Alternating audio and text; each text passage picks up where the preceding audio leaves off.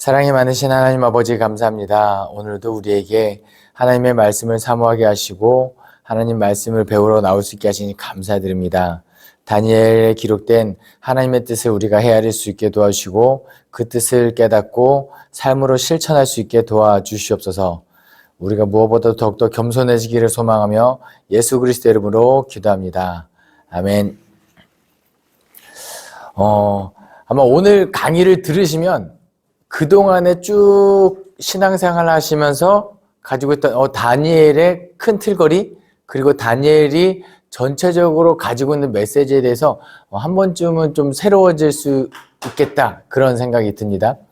한번 머릿속으로 한번 떠올려 볼게요. 내가 지금 내 머릿속에 있는 다니엘 이야기, 다니엘에 기록된 이야기는 뭐가 있을까 하면은 다니엘 그저 꿈을 해석한 거, 그리고 다니엘의 새 친구가 그 풀무불에서 살아난 이야기, 그리고 다니엘이 사자굴에서 살아난 이야기, 예, 이런 정도 내용인데, 사실 다니엘은요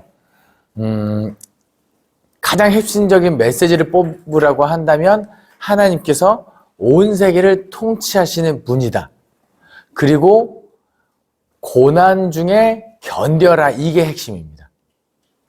네, 다니엘이 이단들이 주로 사용하는 구약 성경을 뽑으라고 한다면 에스겔, 다니엘, 스가랴, 그 다음에 신약 성경 가면 요한계시록, 이게 되거든요. 왜냐하면은 이제 다니엘도 고난 중에 묵시문학적인 요소가 좀 있거든요.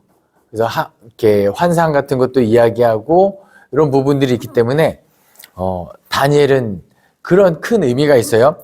한번 지금 제가 나눠드린 첫 번째 페이지 표를 보시면 1장부터 12장까지가 있죠. 근데 1장부터 6장까지, 그 다음에 7장부터 12장까지 두 부분으로 나눌 수가 있습니다. 그리고 왕의 연대가 1장부터 12장까지 그대로 쭉 이어지는 게 아니에요. 1장부터 6장까지가 한 단락으로 끝나시면 되고요. 7장부터 12장까지 한 단락으로 끝나시면 됩니다. 그러니까 다니엘은 바벨론 그 여호야김 시대 때, 아마 1차 포로기 때 사로잡혀 갔던 포로 중에 한 명이거든요. 그러니까 그때 포로 잡혀간 다음에 예레미야가 70년 만에 돌아올 거다라고 했던 게 언제냐면 바사왕 고레스 때예요. 그러면은 바벨론 때 포로 잡혀 끌려가고 메데, 그 다음에 페르시아, 이 바사 시대까지 쭉 살아오면서 이 정권이 바뀌고 나라가 바뀌어도 거의 2인자를 쭉 살아왔던 아주 기상천외한 인물이죠. 예. 근데 이 이야기를 통해서 하고 싶은 메시지가 뭐냐면 이 2장부터 7장까지의 메시지입니다. 2장에 어떤 내용이 나오냐면 꿈을 풀어주죠. 내 신상이 무엇인가 하는 꿈을 풀어주고, 두 번째 3장에서는 풀무불에 살아난 새 동무 이야기, 그 다음에 4장에서는 꿈을 또 풀이하죠. 그 베이고 찍힌 나무에 대한 꿈을 풀이하고, 5장에서는 벽에 쓴 글씨를 풀이하고, 6장에서는 다니엘이 사자굴에서 살아나고, 그 다음에 7장에서 내 큰 짐승의 환상을 이제 풀이하죠. 근데 이거 전형적으로 구약 성경 저하고 강의를 들어오신 분들 알고 보시면 가운데로 쭉 꺽쇠 구조가 있죠.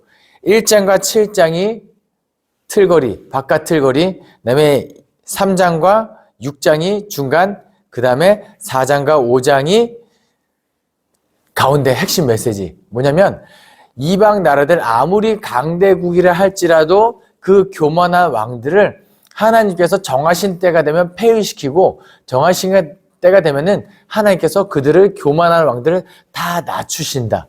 이게 다니엘의 핵심 메시지입니다. 그럼 또 다니엘이 바벨론 시대부터 페르시아 이 고레스 왕 때까지 있다고 존재한 사람이라고 했는데, 여러분 한번 처음에 다니엘이 포로로 끌려갔을 때 행복하고 윤택한 삶을 살았을까요? 아니면 처절하게 힘든 삶을 살았을까요?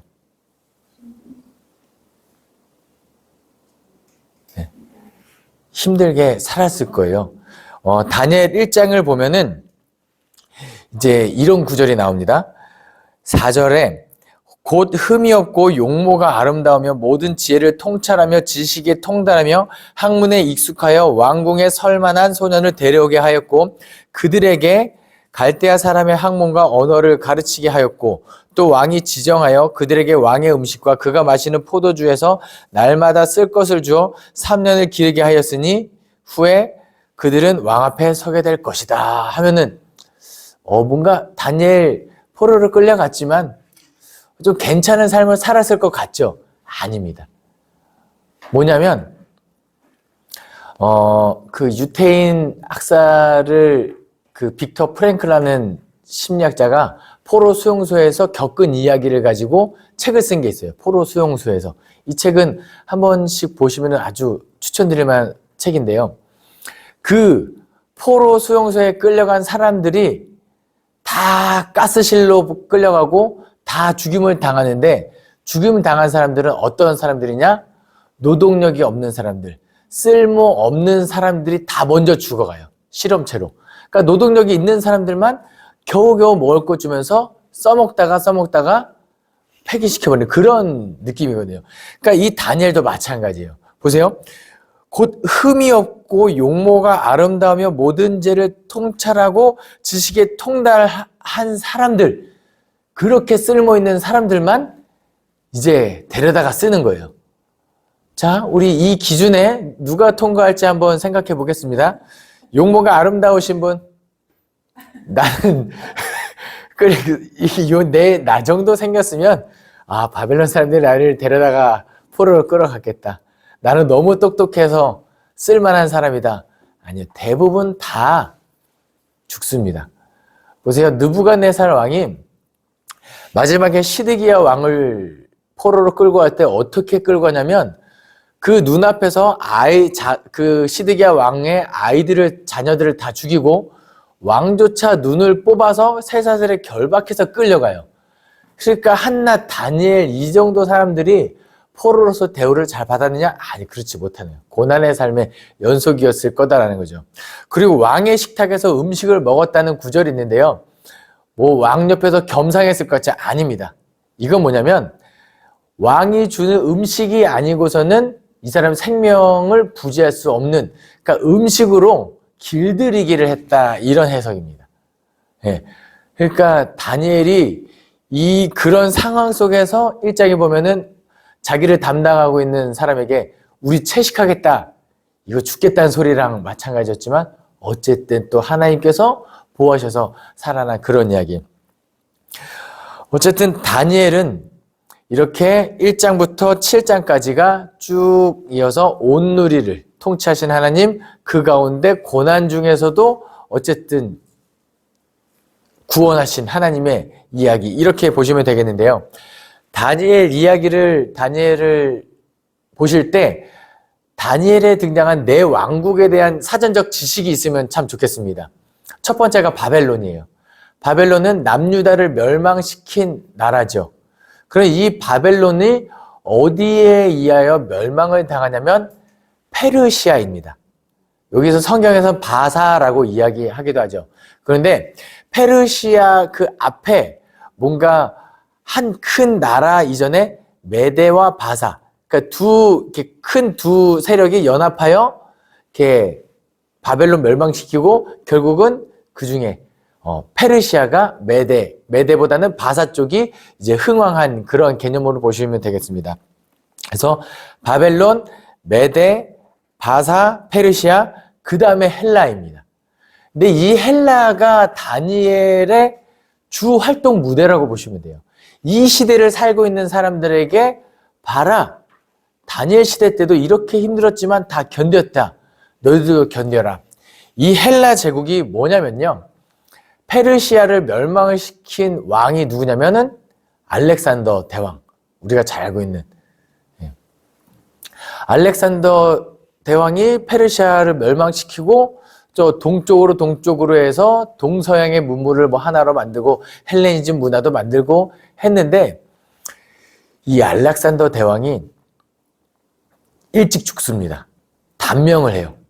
근데 죽을 때 후계자를 좀 잘 세우고 죽으면 좋겠는데 이 사람이 뭐라고 말하고 죽었냐면 나 다음에 가장 강한 자가 내 다음 왕이 될 것이다.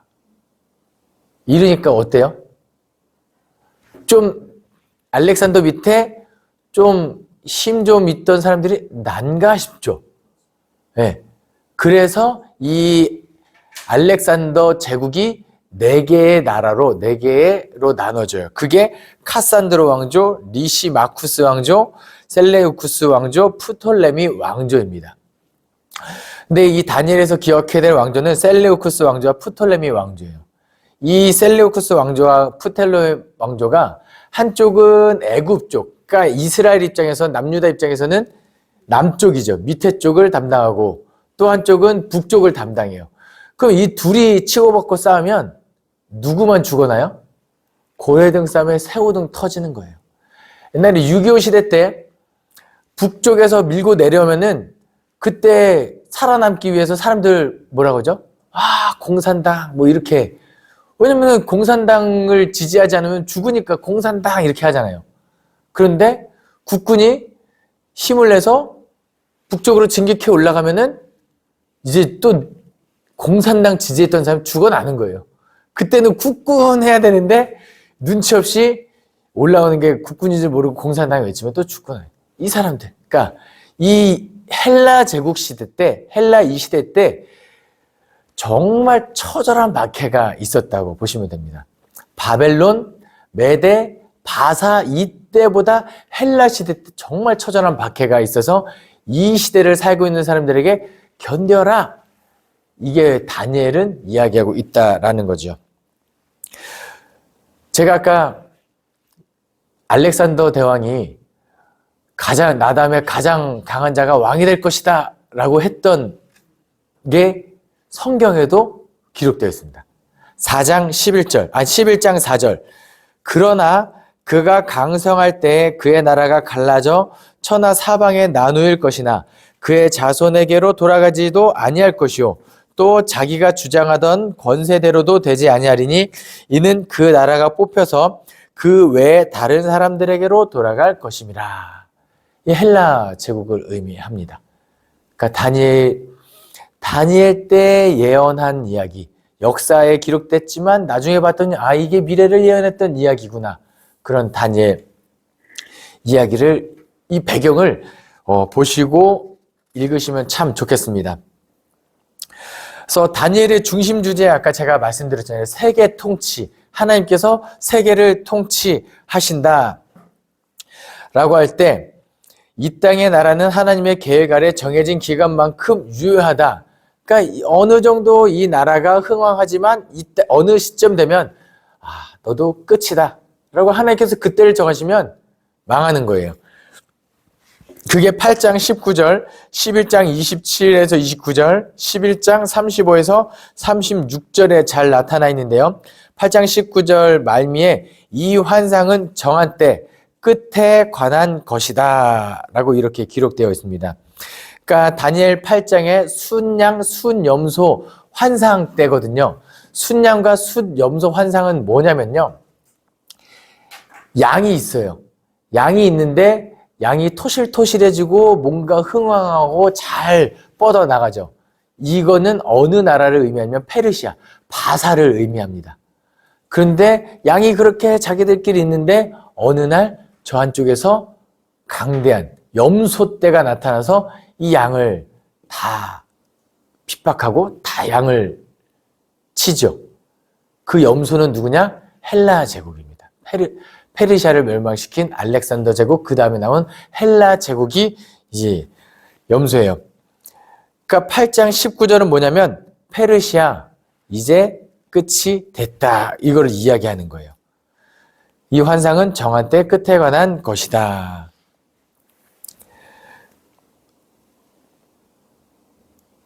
그리고 11장 27에서 29절, 특히 29절에 작정된 기한에 그가 다시 나와서 이 기간이 되면은 다 끝이 나는 거죠. 11장에는 남북의 왕들이 있는데요.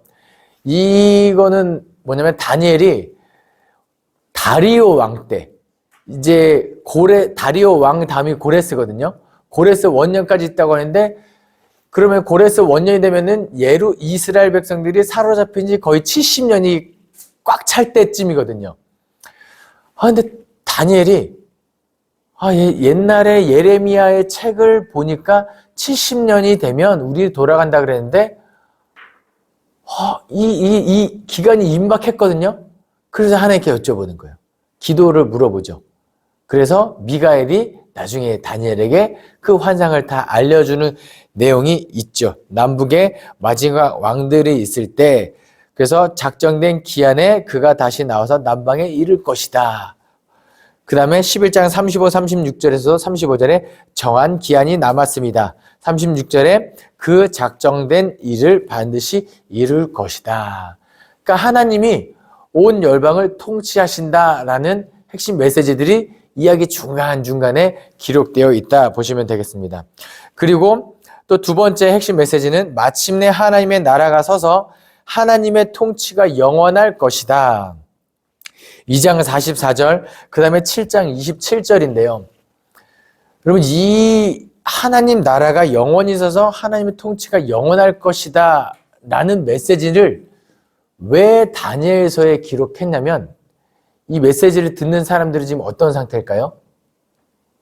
고통 중에 있는 상태인 거예요. 우리가 지금 이렇게 비록 힘들지만 하나님께서 이 헬라 제국 시대 때 너무나도 힘들지만 잘 생각해봐라.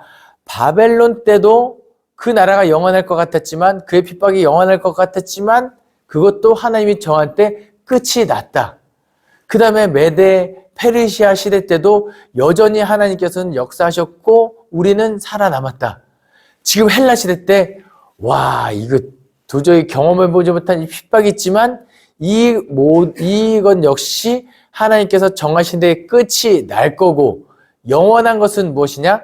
바로 하나님 나라라는 거예요.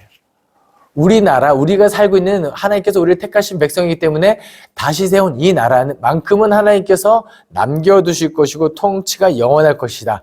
그러니까 그때까지 뭐하라? 견뎌라, 참고 힘내라. 이게 다니엘의 메시지입니다.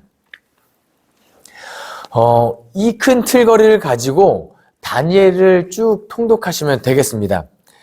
그리고 제가 아까 중심 주제에 대해서 쭉 말씀드렸잖아요. 세계 통치와 하나님 나라가 영원할 것이다. 그것에 대해서 송영하는 노래가 기록되어 있습니다. 그런데 재밌는 건 뭐냐면 이 노래는 다니엘이 부르는 노래가 아니에요. 다니엘이 하나님 나라는 뭐 영원할 것입니다. 뭐 이게 아니라 4장 1절부터 3절에서 느부갓네살 왕은 천하에 거주하는 모든 백성들과 나라들과 각 언어를 말하는 자들에게 조서를 내리노라. 원하노니 너희에게 큰 평강이 있을지어다 이야기하고, 지극히 높으신 하나님이 내게 행하신 이적과 놀라운 일을 내가 알게 하기를 즐겨노라. 참으로 크도다. 그의 이적이요 참으로 능하도다. 그의 놀라운 일이요 그의 나라는 영원한 나라요 그의 통치는 대대에 이르리로다.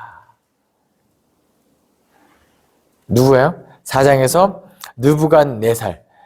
이것을 언제 이야기하느냐? 그 다니엘이 꿈을 해석해 줬을 때. 근데 꿈 해석이 좋지 않거든요. 왕이시여, 그 나무 꿈을 꾸셨죠. 그 나무가 저 하늘 꼭대기까지 자라서 살아 새들도 깃들고 다 그렇게 번영했는데, 그렇게 계속 교만해지면 하나님께서 치십니다. 도끼로 잘라버릴 겁니다. 예. 그러면서 또 뭘 이야기했더라? 그리고 나서 내 말이 사실인지 아닌지 뭘로 알 수 있냐면, 왕이 이 왕궁에서 쫓겨나서 짐승처럼 나가서 풀 뜯어먹고 그 일이면 내 말이 참인지 것인지 아십시오. 이렇게. 예.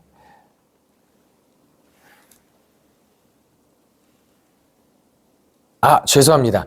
지금 4장 1절부터 3절까지는 풀무불에서 친구들이 살아난 다음에 부른 노래고, 제가 앞에 설명드린 나무에 찍힌 그것은 4장 35절부터 37절에 부른 노래입니다. 어쨌든 느부갓네살 왕이 이 하나님을 찬양했더라. 그 다음에 6장 다리오 왕 때죠. 다니엘이 그 사자굴에서 요거 제가 송영 다시 한번 설명해 드리도록 하겠습니다.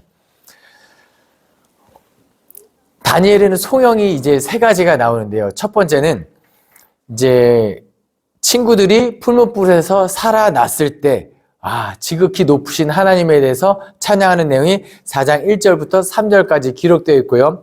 다니엘이 꿈 해석, 느부갓네살 왕이 나무 꿈을 꿨는데 이 나무가 잘 자라다가 어느 날 도끼가 그 나무를 베는 꿈을 꾼 거예요.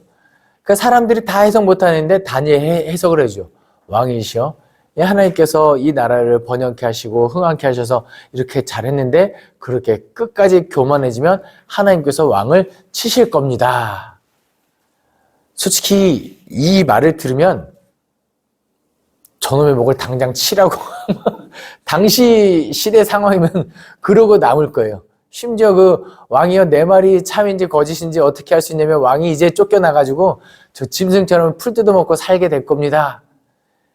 감히 그 신적인 존재 나한테 그런 말을 하냐 하면서 할 것 같지만 또 그동안에 다니엘이 해왔던 게 있어서 실제로 그것이 이루어진 다음에 돌아와서 겸손하게 하나님을 찬양하는 내용이 4장 35절부터 37절까지 있죠. 그리고 6장 다니엘이 사자굴에서 이제 그 위기를 극복한 다음에 또 하나님을 찬양하죠. 6장 27절입니다. 그는 구원도 하시며 건져내기도 하시며 하늘에서든지 땅에서든지 이적과 기사를 행하시며 이로써 다니엘을 구원하여 사자의 입에서 벗어나게 하셨음이라 하였더라. 다니엘이 부르는 노래가 아니라 이 당시 왕들이 불렀던 하나님을 찬양하는 노래. 그러니까 이거는 이 사람들이 부른 거는 곧 온 세계가 찬양한다, 이런 의미로 받아들여지기도 하죠. 그래서 마지막에 다니엘의 핵심 구절이 뭐냐라고 뽑으면 다니엘 12장 3절입니다. 지혜 있는 자는 궁창의 빛과 같이 빛날 것이요 많은 사람을 옳은 대로 돌아오게 한 자는 별과 같이 영원토록 빛나리라. 이 구절을 한국 교회에서, 요즘 교회에서 가장 많이 사용할 때는 언제죠? 전도축제 때 많은 사람을 돌아오게 한 자는 영원토록 빛나리라. 맞습니다. 그것도 맞아요. 그렇게 할 수도 있는데 이 당시 시대 상황으로 들어가서 왜 이 구절을 이야기했는지를 설명하면 첫 번째는 부활신앙입니다. 우리가 이 헬라 제국 때 이렇게 핍박하고 당해도 우리가 이 가운데서도 이땐 그리스도인이 아니죠. 하나님의 백성으로서 거룩한 삶을 잘 살아내면 우리가 죽어서도 부활하여 별과 같이 저 하늘에서 하나님께서 우리를 섭섭하지 않게 하고 별과 같이 빛날 것이다. 이게, 그리고 또 한 가지 뭐냐면 이 지혜 있는 자 누구죠? 다니엘이거든요. 지혜 있는 자는 이 바벨론 시대부터 바사왕 고레스 때까지 있었고 그가 어쨌든 신앙을 지켰고 그 가운데 하나님께서 높이 올리셨고 그렇기 때문에 우리도 그때처럼 하나님께서 돌아간다면 다니엘처럼 믿음을 지킨다면 우리도 하나님의 백성으로서 영화롭게 될 수 있다. 그러니까 견디자, 이 구절이 되는 거예요. 묵시문학적 상황 속에서, 밖의 상황 속에서 힘내라. 그러니까 이 다니엘의 메시지가 맞습니다. 바벨론 상황 속에서 힘들지만 거룩한 하나님의 백성으로서 부정한 음식을 먹지 않는, 그러니까 어떻게든 율법을 지켜나가려고 노력해야 한다, 이런 메시지가 있죠. 그리고 그 꿈풀이 하면서 교만한 자들 다 하나님께서 치신다. 풀무불에서 살아난 위기 가운데서도 여기서 잠깐 벗어나면 저는 이 풀무불에서 살아난 새 친구들의 신앙 고백을 굉장히 좋아하거든요. 아마 여러분들 다 좋아하실 거예요. 아직도 이렇게 풀무불에 이 신상에 절하지 않겠느냐? 우리는 절하지 않겠습니다. 풀무불에 들어갈지라도 우리는 절하지 않겠습니다. 하나님께서 우리를 반드시 구원하실 것입니다. 이 반드시 하나님께서 우리를 구원하신다는 이 확신, 이 믿음 자체도 너무 훌륭하거든요. 그런데 저는 그 다음 말이 더 멋있습니다. 하나님께서 나를 구원하실 것입니다. 그런데 그리 아니하실지라도 감사합니다. 이게 이 고백이 참, 이 고백 있으면 그냥 하나님께서 진짜 너무 좋아하실 것 같습니다. 그 위기 가운데서도 다니엘 제 친구도 겪었고 이 다니엘도 겪었죠. 다니엘 신앙도 한번 이야기가 나온 김에 살펴보면 사자 이 왕 이외에 다리오 왕 이외에 다른 사람에게 기도하는 자는 다 사자밥이 되게 할 것이다. 이러면 그 기간이 있거든요. 정해진 기간이에요. 기간 동안 참으면 되지 좀 할 수 있죠. 예. 마치 우리가 코로나 기간 동안에 교회에 나오지 못했던 것처럼 그때 역병이 지나갈 때까지 다니엘도 좀 타협하고 지나갈 수 있죠. 어떻게 그래? 하면 좋습니다. 100번 양보해서 그래 기도합시다. 그럼 밖에서 다 감시하고 있는데 굳이 창문을 열고 기도할 필요까지 있을까요? 하나님 창문이 열려 있으면은 기도를 들어주고 창문이 닫혀 있으면은 기도를 안 들어주시나요? 볼지어다 내가 문 밖에 서서 들어오니 다니엘아 문 열고 기도해라. 이거 아니거든요. 그럼에도 불구하고 어쨌든 하나님께서 이 새 친구와 같은 믿음인 거예요. 내가 하나님을 향하여 그렇게 기도해도 난 죽어도 상관이 없다. 하나님께서 나를 구원하실 것이다. 사자굴에 들어가도 구원하실 것이고 그리 아니하실지라도 이런 거. 우리 이런 걸 보고 끼리끼리 논다고 하죠. 다니엘이랑 이런 새 친구들이 같이 어울리는 이유가 있습니다. 여러분들도 이 강의를 들으시는 분들 교회 안에서 신앙 잘 끼리끼리 잘 어울리시면 거룩한 그리스도인으로 자라갈 수 있었으면 좋겠습니다. 어쨌든 이렇게 거룩한 삶을 살고 신앙으로 극복한 이야기들이 잘 기록되어 있습니다. 내용을 이렇게 1장부터 쭉 제가 두서없이 살펴봤는데요. 사자굴에 살아난 이야기, 네 큰 짐승, 특히 7장은요. 1장부터 6장까지 전체적인 그 겉의 틀거리를 의미하면서도 1장부터 6장까지 앞의 단락과 7장부터 12장의 두 번째 단락을 이어주는 징검다리 역할을 하는 게 7장입니다. 순양 수염소 환상은 제가 말씀드렸고요. 페르시아 제국과 헬라 왕국을 의미한다. 그리고 9장에 페르시아의 다리오 1년 때 이제 70년의 황무한 기간 동안에 하나님 우리나라가 이제 어떻게 되겠습니까? 라고 기도할 때 재밌는 게 있어요. 다니엘 9장에서 옛적에 하나님께서 우리 민족을 어떻게 선택하셨고 이끄셨는데 그 가운데 교만하였고 광야에서 하나님을 대적하였고 가나안 땅에 와서도 율법대로 지키고 살지 못했던 이런 점들을 하나님 회개합니다. 이런 내용으로 기도를 해요. 이 나라가 그래서 멸망당했는데 이제 이 나라 어떻게 되겠습니까? 근데 다니엘 9장 그 다음에 다니엘 말고 에스라 9장, 느헤미야 9장 다 회개기도 비슷한 내용이 이렇게 기록되어 있습니다.